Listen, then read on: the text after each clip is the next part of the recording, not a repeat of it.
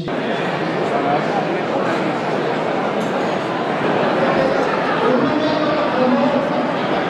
crec que tant Espanya com França, i crec que ho ha dit a més en aquest sentit, els dos països veïns tenen un paper cabdal en tot aquest procés que hem encetat ara per raons òbvies. Tenim la major part dels nostres intercanvis comercials amb ells, la major part de la nostra immigració ve d'aquests dos països.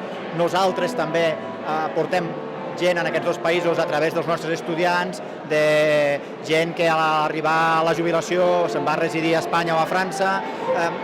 Les connexions són múltiples i al final, per afrontar un procés com aquest, amb 28 països molt diferents entre ells, és molt important tindre dos països que ens coneixen bé i que ens facin una mica d'introductor d'ambaixadors, que expliquin la nostra realitat. Després, com molt bé ha dit ell, Andorra ha de defensar els seus interessos i Andorra ho farà, però convé que algú expliqui la nostra realitat i ningú millor que els dos països veïns.